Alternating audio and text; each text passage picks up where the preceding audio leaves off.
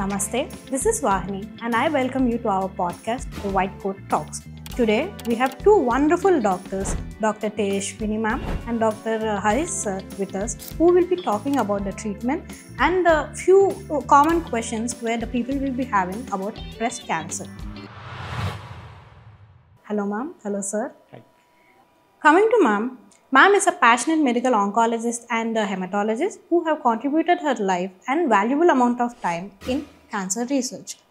Now, we would like to hear a few words about your professional life, ma'am. I have completed my MBBS in MNR Medical College, and then I have done my internship in Gandhi Medical College. So during my term in Gandhi, because it's being a government hospital, there's a lot of patients, because of which I got a lot of motivation to do oncology from there. And later on I did my cancer research program in National University of Singapore. Then I have done my general medicine. So during general medicine also it further increased my passion and interest towards going towards oncology and cancer research. So that's what. Thank you, ma'am. Yeah. Coming to Haris sir recently 2 in 100 million people లో వచ్చి ఒక rare to rarest క్యాన్సర్ని సక్సెస్ఫుల్గా cure చేశారు. అంతేకాకుండా he has over 15 years of experience in cancer surgeries using techniques like robotic and laparoscopic techniques. Now, let's hear a few words about his professional life from Haris. Sir, please. Sir, I'm Dr. Harish. Mallareddy Narayanalo, I'm a consultant surgical oncologist. So, my interest is in mainly peritoneal surface surgeries, oncoplastic breast surgery, thoracic, GI, colorectal surgeries లో చేస్తాను. ఇప్పుడు ఈ సెగ్మెంట్లో మనం కొన్ని treatment options ఏమేమి ఉన్నాయో చూద్దాం. సో మ్యామ్, ట్రీట్మెంట్ ఆప్షన్స్ ఏమేమి అవైలబుల్ ఉన్నాయి ఇప్పుడు? బ్రెస్ట్ క్యాన్సర్కి treatment options medical, surgical and radiation oncology, ఈ మూడు మెయిన్ ట్రీట్మెంట్ ఆప్షన్స్ ఇప్పటి వరకు అయితే బ్రెస్ట్ క్యాన్సర్లో. సార్, సో సర్జరీ, బ్రెస్ట్ క్యాన్సర్కి సర్జరీ అంటే వాట్ ఈస్ ఇట్, అంటే ఎందుకు, ఇండికేషన్స్ ఏంటి దానికి? సో బిఫోర్ ఈ ఆన్సర్ నేను చెప్పే ముందు ఒక లిటిల్ బిట్ ఆఫ్ హిస్టరీకి వెళ్ళాలి బ్రెస్ట్ క్యాన్సర్ మేనేజ్మెంట్లో. ఒకప్పుడు బ్రెస్ట్ క్యాన్సర్ అంటే అదొక వన్ ఆఫ్ ది డేంజరస్, అది వచ్చింది అంటే మనిషి చచ్చిపోతాడు అనుకునేవాళ్ళు. సో డాక్టర్ హాల్స్టెడ్ అనే ఒక పైనీర్ సర్జరీ ఉన్నాడు, he's like one of the greatest surgeon. So అప్పట్లో థాట్ ప్రాసెస్ ఏంటంటే బ్రెస్ట్ క్యాన్సర్ అనేది ఒక బ్రెస్ట్కి వచ్చే ట్యూమరు, సో ఎంత ఎక్కువ తీసేస్తే పేషెంట్ లైఫ్ అంత పెరిగేది అనుకునేవాళ్ళు. సో అందుకని ఆ బ్రెస్ట్, దాని ముందు స్కిన్, దాని వెనక మజిల్స్ అంటే పెక్టరల్ మజిల్స్ అంటారు, అవి తర్వాత లింఫ్ నోడ్స్ అన్నీ కలిపి తీసేవాళ్ళు. Those are radical surgeries. Radical అంటే ఎంత అంటే ఆఫ్టర్ సర్జరీ పేషెంట్ మళ్ళీ బతుకుతారా లేదా అనేది కూడా కొంచెం డౌట్ఫుల్గా ఉండేది. స్లోగా అది ఎంతో కాలం నుంచి ఇదే ట్రీట్మెంట్ నడుస్తూ ఉండేది. సో ఒక scientist, one of the greatest scientist doctor Bernard Fisher అనే, ఎందుకు సంహౌ మనం సర్జరీ చేసినా పేషెంట్ లైఫ్ అంత లేదు, అంత ఎక్కువ తీసినా కానీ. సో ఇది బ్రెస్ట్ క్యాన్సర్ అనేది డిసీజ్ బ్రెస్ట్కేనా శరీరానికా అని ఒక డౌట్ ఉండేది, సిస్టమిక్ డిసీజ్ అంటారు దాన్ని. సో దెన్ ఆ మైండ్లో ఒక డౌట్ తోటి బ్రెస్ట్ క్యాన్సర్ అనేది సిస్టమిక్ డిసీజ్ అయి ఉండొచ్చు అనుకొని వాళ్ళు ఏం చేశారంటే, లెట్స్ రిమూవ్ ఓన్లీ ట్యూమర్, మొత్తం బ్రెస్ట్ కాకుండా ఎంతవరకు ట్యూమర్ ఉందో తీసి మొత్తం కంప్లీట్ ముందు సర్జరీకి కంపేర్ చేశారు. సర్ప్రైజింగ్ రిజల్ట్ ఏంటి అంటే డిఫరెన్స్ ఏం లేదు. మీరు ఎంత ఎక్కువ తీసినా, ఓన్లీ ట్యూమర్ తీసినా పేషెంట్ లైఫ్ అంతే ఉంటుంది. దీన్ని బట్టి one of the major changes తెలిసిందంటే బ్రెస్ట్ కన్జర్వేటివ్ సర్జరీ అనే ఒక కొత్త కాన్సెప్ట్ వచ్చిందనమాట. బ్రెస్ట్ కన్జర్వేటివ్ సర్జరీ అంటే మొత్తం బ్రెస్ట్ అన్నీ కలిపి తీయకుండా ఎక్కడైతే ట్యూమర్ ఉందో ఆ ట్యూమర్, దాంతోపాటు ఆ లింఫ్ నోడ్స్ తీసేసి రేడియోథెరపీ యాడ్ చేస్తే మొత్తం మేజర్ సర్జరీ చేసిన దానికి ఈక్వల్గా ఉండేది. So these one of the biggest change in human history of medicine అనమాట. సో దీనివల్ల ఏమైంది అంటే, ఒకప్పుడు బ్రెస్ట్ క్యాన్సర్ అంటే ఒక అందవిహీనమైన సర్జరీ అయ్యేది.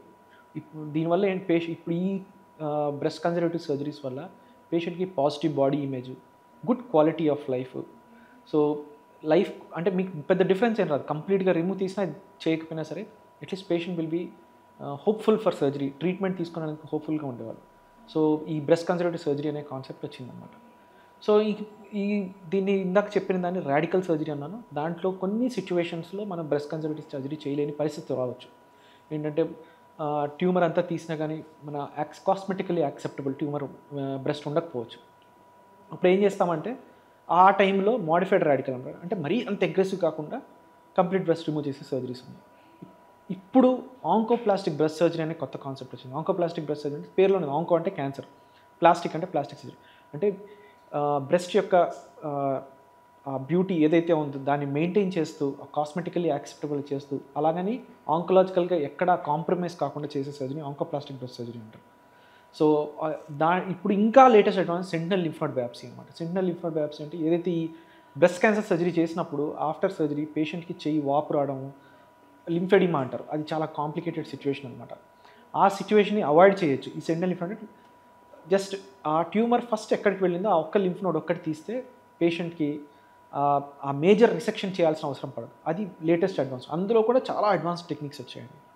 సో బ్రెస్ట్ క్యాన్సర్ సర్జరీ అనేది కంటిన్యూస్గా చేంజ్ అయ్యి ఎవాల్వ్ అవుతూ ఉంది. Thank you sir. మ్యామ్, ఇప్పుడు రీసెంట్గా ఈ టార్గెట్ థెరపీస్ అనేసి, ఇమ్యూనోథెరపీస్ అని, కీమోథెరపీస్ ఇవన్నీ అంటారు. అసలు what are all out them? ఎలాంటి పేషెంట్స్కి ఇది బెనిఫిట్ అనేది ఇస్తుంది? యా, బ్రెస్ట్ క్యాన్సర్ ఇనీషియల్గా డయాగ్నోస్ అయిన తర్వాత మనం ఫస్ట్ చేసే టెస్ట్ ఏంటంటే ఆఫ్టర్ హిస్టోపాథాలజీ ఐహెచ్సి అని చేస్తాం. ఐహెచ్సి ఏంటంటే it is about the hormone markers and the targets which are present in the breast cancer tissue. ఆ టార్గెట్స్ అనేవి కొంచెం డేంజరస్ టార్గెట్స్ ఉన్నా, అసలు ఏ టార్గెట్ దొరక్కపోయినా, దానిలో మనకి బ్యాడ్ ప్రోగ్నోస్టిక్ డిసీజ్ అన్నిటికంటే ఏంటంటే ట్రిపుల్ నెగిటివ్ బ్రెస్ట్ క్యాన్సర్ అంటారు. అందులో hormones will be negative, like hormone receptor negativity ఉంటుంది, like estrogen receptor, progesterone receptor negativity and HER2 negative ఉంటుంది. అది చాలా డేంజరస్ ప్రోటోటైప్, ఎందుకంటే దాని ద్వారా చాలా త్వరగా మళ్ళీ రికరెన్స్ వచ్చే ఛాన్స్ ఉంటుందన్నమాట. సో ఇలాంటి వాళ్ళల్లో immunotherapies and targeted therapies use అవుతాయి. అండ్ ఇంకొకటి ఏంటంటే HER2 అనే టార్గెట్ స్ట్రాంగ్గా పాజిటివ్గా ఉన్న వాళ్ళకి HER2ని టార్గెట్ చేస్తూ మనం ట్రీట్ చేయకపోతే తిరిగి మళ్ళీ బ్రెస్ట్ క్యాన్సర్ చాలా ఫాస్ట్గా వచ్చే అవకాశం అండ్ డ్యూరింగ్ ట్రీట్మెంట్ కూడా ప్రోగ్రెస్ అయ్యే అవకాశం చాలా ఎక్కువగా ఉంటుంది. అందుకని వాళ్ళలో HER2ని టార్గెట్ చేసే టార్గెటెడ్ థెరపీస్ ఇస్తాం. సో న్యూయర్ థెరపీస్ ఏవైతే ఉన్నాయో అవన్నీ కూడా దీని నుంచే స్టార్ట్ అయ్యి ఎవాల్వ్ అయినాయి ఈ 2 మెయిన్ టైప్ ఆఫ్ బ్రెస్ట్ క్యాన్సర్స్కే. ఒకప్పుడు ఈ బ్రెస్ట్ క్యాన్సర్స్, ఈ 2 టైప్స్ ఆఫ్ బ్రెస్ట్ క్యాన్సర్స్లో patient survival 6 months 1 year maximum ఉండేది. అండ్ ఒకవేళ రికరెన్స్ వచ్చినా పూర్తిగా స్టేజ్ 1 to stage 3లో ట్రీట్మెంట్ చేశాక కూడా రికరెన్స్ వచ్చినా 2-3 yearsలో రికరెన్స్ వచ్చేది. బట్ ఇప్పుడు ఈ 2 ఇమ్యూనో అండ్ టార్గెటెడ్ చేసిన తర్వాత అట్లీస్ట్ 80% వరకు కూడా రికరెన్స్ రిస్క్ హ్యాస్ ఇంక్రీస్డ్, అంటే రిస్క్ తగ్గింది. Recurrence has like prolong the life of patient. So అందుకని ఈ immunotherapies and targeted therapies have gone to a very good role. ఇలాంటి థెరపీస్ తీసుకునే వాళ్ళకి న్యూట్రిషన్ కానీ డైట్ కానీ ఎలా ఉంటుంది మ్యామ్? సో ఈ immunotherapies and targeted therapies and also like chemotherapies కానీ ఏదైనా తీసుకునే వాళ్ళకి diet should be always the important key. ఎందుకంటే chemotherapies not only the cancer part and బాడీలో అదర్ సెల్స్ని కూడా టార్గెట్ చేస్తాయి కాబట్టి సో వాళ్ళ ఇమ్యూన్ సిస్టమ్ చాలా వీక్ అయిపోతుంది. సో ఆ ఇమ్యూన్ సిస్టమ్ని స్ట్రెంథన్ చేసుకోవడానికి diet should be very playing an important role. చాలామంది ఏంటంటే ఆ టైంలో మేము తినలేకపోతున్నాము అని చెప్పేసి డైట్ చాలా నెగ్లెక్ట్ చేస్తారు. వాళ్ళలోనే సైడ్ ఎఫెక్ట్స్ చాలా ఎక్కువగా ఉంటాయి. సో మేము అలాంగ్ విత్ దట్ డైట్ని కూడా ఫోకస్ చేయమనేసి చాలా వరకు కాన్సన్ట్రేట్ చేస్తాం మనం. Sir, how close are we to curing breast cancer in India? See, whenever you treat a patient, అంటే క్యాన్సర్ జనరల్లీ వేరే ఏదైనా ప్రాబ్లం క్యూర్ గురించి మాట్లాడతాం. సో బ్రెస్ట్ క్యాన్సర్ అంటే బ్రెస్ట్ క్యాన్సరే కాదు, ఎనీ క్యాన్సర్ క్యూర్ అనేది కంటే డిసీజ్ ఫ్రీ సర్వైవల్, అంటే డిసీజ్ లేకుండా ఎంతకాలం జీవిస్తున్నాం అనేది చాలా ఇంపార్టెంట్.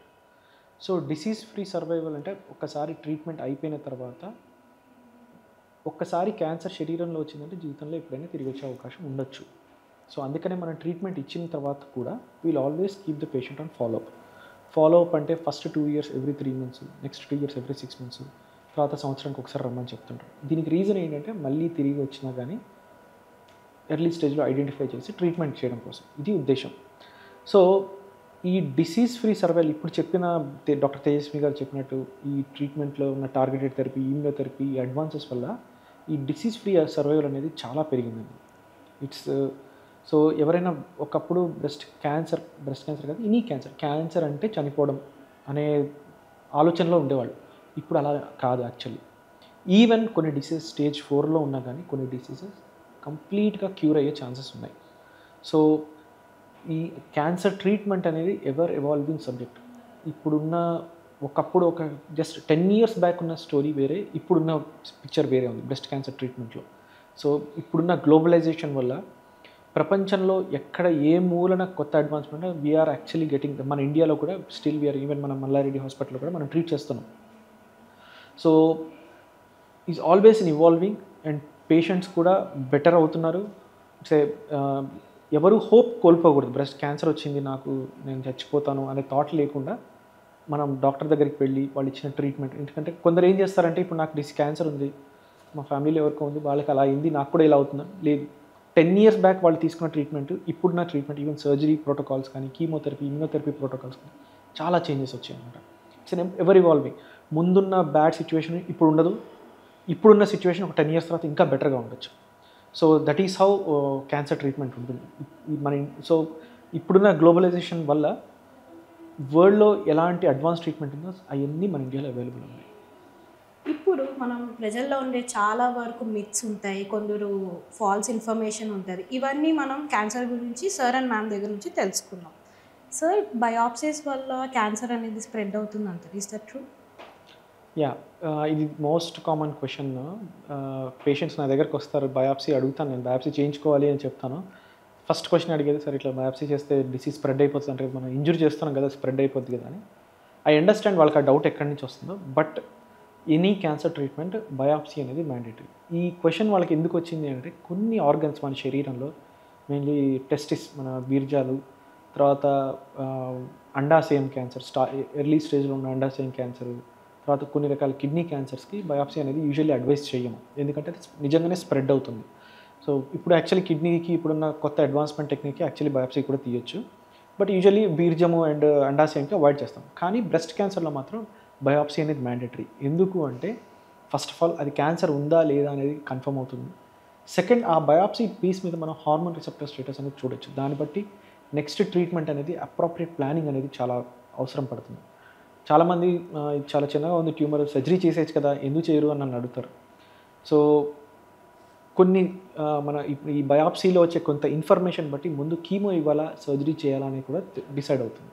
సో వాళ్ళలో ఎవరికైతే ముందు కొన్ని సిచ్యువేషన్స్లో ముందు కీమో ఇవ్వాలి, దానివల్ల ఏంటంటే పేషెంట్ యొక్క లైఫ్ కూడా ఇంప్రూవ్ అయ్యే ఛాన్సెస్ ఉన్నాయి. సో అందుకని always biopsy is mandatory. Ma'am, ఇప్పుడు షుగర్స్ కన్జ్యూమ్ చేయడం వల్ల కానీ లేదా తీయటి పదాలు ఎక్కువ తీసుకోవడం వల్ల క్యాన్సర్ అనేది స్ప్రెడ్ అవుతుంది అంటారు, నిజమా అది? షుగర్ వల్ల క్యాన్సర్ వస్తుంది అన్నది అయితే కంప్లీట్గా ట్రూ కాదు.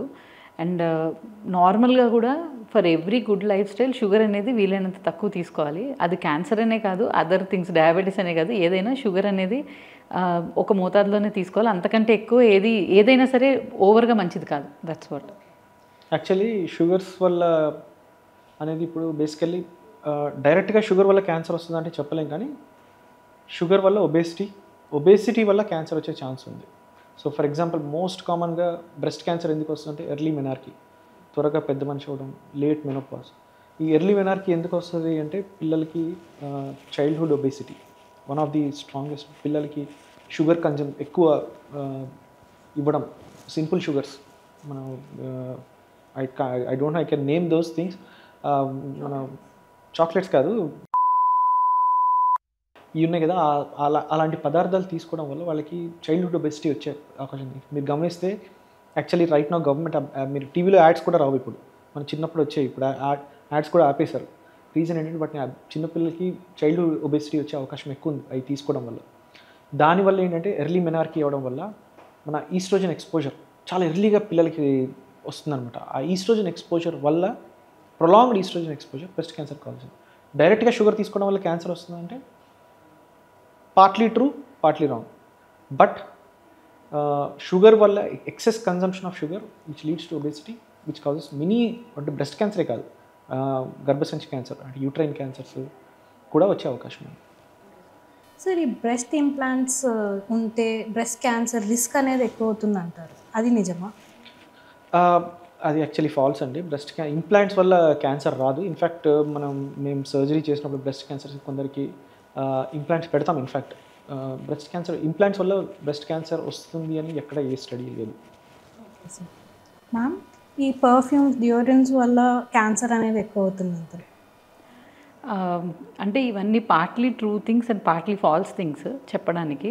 బికాజ్ డియోడ్రెంట్స్ వల్ల ఈ పర్టికులర్ ఇదని ఉండదు. డియోడ్రెంట్లో ఉండే chemical might be skin cancer లాంటివి ఏమైనా కాజ్ చేసే ఛాన్సెస్ ఉంటాయి, కానీ breast cancer per se will not be. It's because of hormonal changes వల్ల ఈ బ్రెస్ట్ క్యాన్సర్ అనేది మోర్ కామన్. సో డియోడ్రెంట్స్ వల్ల వస్తుందని అయితే ఎక్కడ స్టడీస్ లేవు. ఈ బ్రెస్ట్ క్యాన్సర్ అనేది ఆల్వేస్ హెరిడిటీ వస్తుందా, లేకపోతే other causes also? It is not always hereditary. Breast cancer is mostly due to lifestyle changes also. లైఫ్స్టైల్లో మోడిఫికేషన్స్ వల్ల కూడా బ్రెస్ట్ క్యాన్సర్, ఈ హార్మోనల్ ఇంబ్యాలెన్సెస్ వల్ల సార్ చెప్పినట్టుగా బ్రెస్ట్ క్యాన్సర్ కామన్గా వస్తుంది. And hereditary plays a very limited role. Though hereditary is also a cause, but it just plays a limited role. Sir చాలా వరకు అనుకుంటారు బ్రెస్ట్ క్యాన్సర్ ఉంది ఉమెన్కి వస్తుంది, మెన్కి రాదు అని. సో మీరేమంటారు దాని గురించి? యాక్చువల్లీ మెన్ కూడా వస్తుందండి. కాకపోతే women breast cancer men breast cancer behave same, difference ఏం లేదు. కాబట్టి వాళ్ళకి మెన్కి బ్రెస్ట్ అనేది టిష్యూ అనేది చాలా తక్కువ ఉంటుంది కాబట్టి ఎర్లీగా చెస్ట్ వాల్ అంటే మన రిబ్స్ వాటిని ఇన్వాల్వ్ అయ్యే ఛాన్స్ ఉంది. బట్ ఓవరాల్గా బ్రెస్ట్ క్యాన్సర్ అనేది మెన్కి కూడా వస్తుంది. అది కొందరికి హెరిడిటరీల వల్ల కూడా అయ్యి ఉండే ఛాన్స్ ఉంది. దాని ట్రీట్మెంట్ కూడా ఆల్మోస్ట్ ఫీమేల్ బ్రెస్ట్ క్యాన్సర్ని ఎలా ట్రీట్ చేస్తామో మెన్ బ్రెస్ట్ క్యాన్సర్ ట్రీట్మెంట్ చేస్తాం. మ్యామ్ ఇప్పుడు సూపర్ ఫుడ్స్ ఏమన్నా ఉన్నాయా to prevent breast cancer?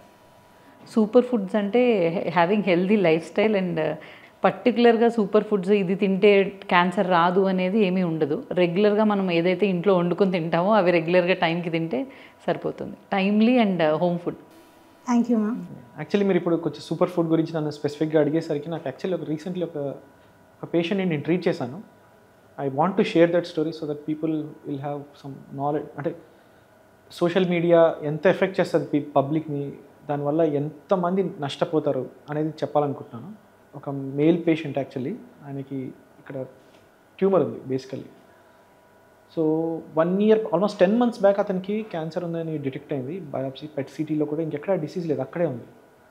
Somehow అతను ఈ సోషల్ మీడియా, ఈ టీవీ మీడియా ఇవన్నీ చూసి ఇన్స్పైర్ అయిపోయి క్వాక్ దగ్గరికి వెళ్ళాడు. క్వాక్ అంటే తెలుసు కదా మీకు, he's not a qualified doctor but he thinks he's a doctor. So అతను నేను ట్రీట్ చేస్తాను అని చెప్పి 10 months నుంచి he's giving just multivitamin tablets and also 10 grams of coconut 10 times a day. ఆ కోకోనట్ ఆయిల్ ఇచ్చుకుంటూ అలాగా 10 months నుంచి అలా ఉన్నాడు.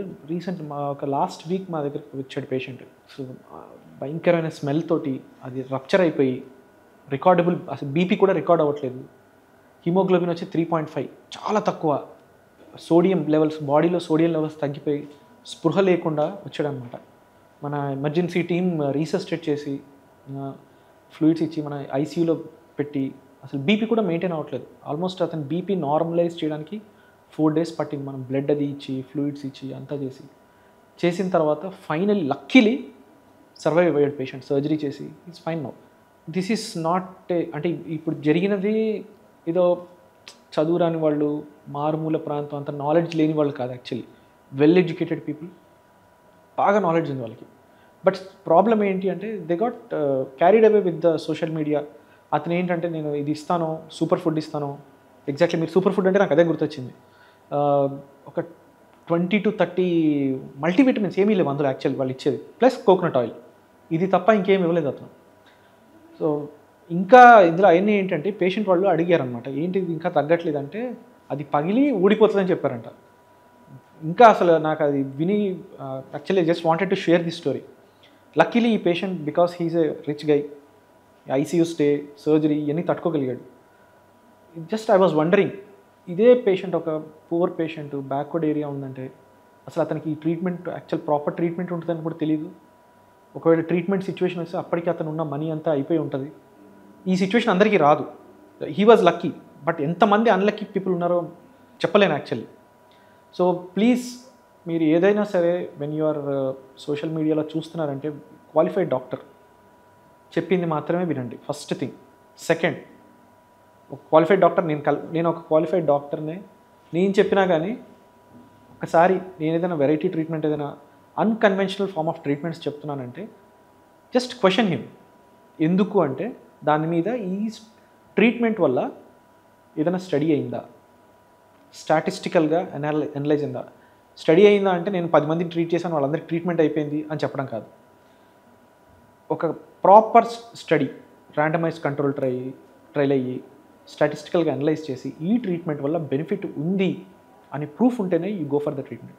చాలామంది వస్తారు నా దగ్గరికి పేషెంట్, సార్ సర్జరీ చేయించుకొని నాకు భయం వేస్తుంది, నేను ఏదైనా ఆయుర్వేద ట్రీట్మెంట్ కానీ, I'm not commenting on Ayurveda, is very good medicine treatment. Basically Ayurveda పేరు చెప్పి కొందరు క్వాక్స్ పాపం ఏదో పిచ్చి ట్రీట్మెంట్లో ఇస్తున్నారు. దానివల్ల ఏంటంటే ఆయుర్వేద మెడిసిన్కి బ్యాడ్ నేమ్ వస్తుంది. సో ఆ ట్రీట్మెంట్ తీసుకోవచ్చు అని అడుగుతారు. నేను ఎప్పుడూ ఏమని చెప్తానంటే బికాజ్ వాళ్ళు ఆల్రెడీ మైండ్ సెట్ అయిపోయి ఉంటుంది అన్నమాట, ఆ ట్రీట్మెంట్ తీసుకోవాలా లేదా అనేది.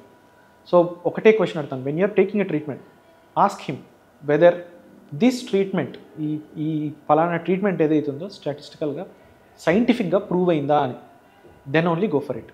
Are else go to a proper qualified doctor. ఒక క్వాలిఫైడ్ డాక్టర్ని అడిగి అతను చెప్పిన ట్రీట్మెంట్ తీసుకోండి. క్యాన్సర్ ట్రీట్మెంట్లో కానీ ఎటువంటి ట్రీట్మెంట్, నిజమైన ట్రీట్మెంట్స్లో మ్యాజిక్స్ జరగవండి. There is no magic and reality is always boring. ఏది ఈ రోజుకి 1 వీక్లో నేను ట్రీట్ చేస్తాను, ఒక సూపర్ ఫుడ్ ఇస్తాను, ట్రీట్ అవుతుందంటే నమ్మద్దు. When you are suffering from it, దాని ట్రీట్మెంట్ కూడా కొంచెం కష్టంగానే ఉంటుంది, బట్ దానివల్ల బెనిఫిట్స్ కూడా ఉంటాయి.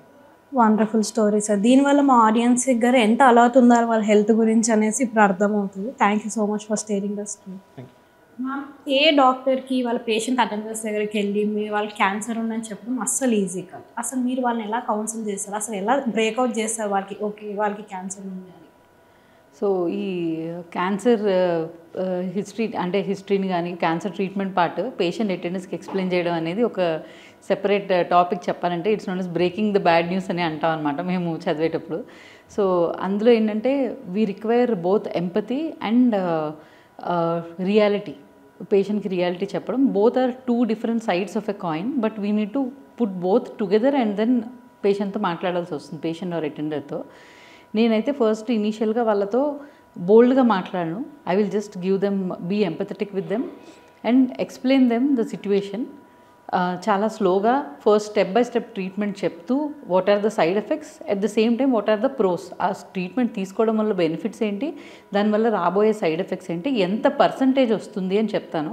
తర్వాత నేను గైడ్లైన్స్ పేషెంట్కి డైరెక్ట్గా చూపిస్తాను, చూపించి పేషెంట్కి డైరెక్ట్ గైడ్లైన్స్ చూపించి ఎక్స్ప్లెయిన్ చేస్తాను. ఈ particular treatment category 1 recommendation all over the world, and ఇది తీసుకోవడం వల్ల ఈ స్టడీ ప్రకారం ఇంత పర్సంటేజ్ ఆఫ్ మందికి ఛాన్స్ ఉంది, సో అంత పర్సంటేజ్లో మీరు ఉండే ఛాన్స్ ఉంది అనే ఉద్దేశంతో చెప్పి పేషెంట్ని ట్రీట్మెంట్కి స్టార్ట్ చేపిస్తాము. సో దట్ వాళ్ళ పాజిటివ్ రీఇన్ఫోర్స్మెంట్ వాళ్ళలో పెట్టడం అనేది main important thing for cancer patients మెయిన్గా. ఎందుకంటే వచ్చే పేషెంట్స్లో more than 50% of the patients first day cancer అని తెలియగానే వాళ్ళు అసలు ట్రీట్మెంట్ తీసుకోవడానికి కూడా కొంతమంది నెగిటివ్ అయిపోతారు డైరెక్ట్గా. మెయిన్లీ కీమోథెరపీస్, ఎందుకంటే కీమోథెరపీస్తో చాలా సైడ్ ఎఫెక్ట్స్ ఉంటాయి అనే థింగ్తో. బట్ మేమేంటంటే నా పేషెంట్స్ ఎవరితో అయినా సరే I will be in support with them during the whole treatment therapy ఉన్నన్ని రోజులు కూడా. So and in between side effects కానీ ఆ టైంలో, సో అలా చెప్పి పేషెంట్స్కి we start the treatment. And కొంతమంది after taking few cycles they default. So రీసెంట్గా ఏంటంటే ఒక పేషెంట్ 4 cycles కీమో కంప్లీట్ అయ్యి టోటల్ 8 cycles ఇవ్వాలి.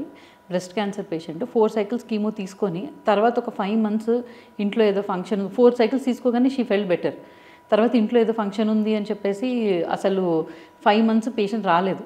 ఇప్పుడు మళ్ళీ వేరే ఏదో పెయిన్ ఎక్కడో స్టార్ట్ అయ్యిందని చెప్పేసి వచ్చారు. ఇప్పుడు ఒకసారి పెట్ స్కాన్ చేస్తే మొత్తం అంతా body full blown disease stage 4లోకి వెళ్ళిపోయారు.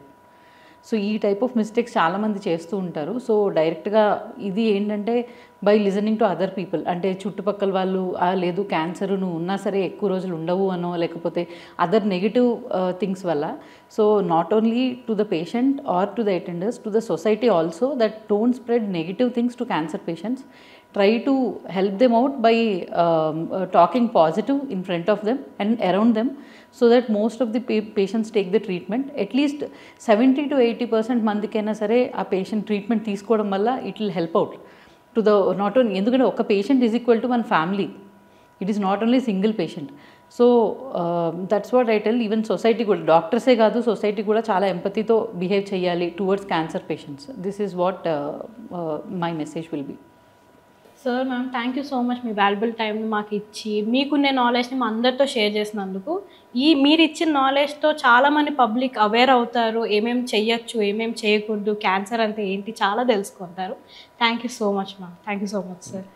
Thank you. అండ్ ఇక్కడ మేము మల్లారెడ్డి నారాయణ హాస్పిటల్లో రిగార్డింగ్ క్యాన్సర్ ట్రీట్మెంట్స్ అండ్ మెయిన్గా బ్రెస్ట్ క్యాన్సర్ అవేర్నెస్ మంత్ కాబట్టి ఈ మంత్ ఎవరికైనా any kind of breast cancer కానీ other things we are using all latest advance treatment. So any problem you can definitely come and meet us. Thank you. ఒకనొకప్పుడు cancer అంటే అందరికీ భయమే, కానీ ఇప్పుడుండే మన టెక్నాలజీతో మన ట్రీట్మెంట్ మెథడ్స్లో చాలా వరకు క్యాన్సర్స్ని ఎదుర్కొని దాన్ని ఆల్మోస్ట్ క్యూర్ చేసే వరకు వెళ్ళొచ్చు. ఈ పాడ్కాస్ట్ చూసే వాళ్ళందరికీ, you're not broken, you're brave. Your scars doesn't define you, your strength does. Early detection saves life, right treatment restores them. I am Vahni, your host today, signing off. Thank you.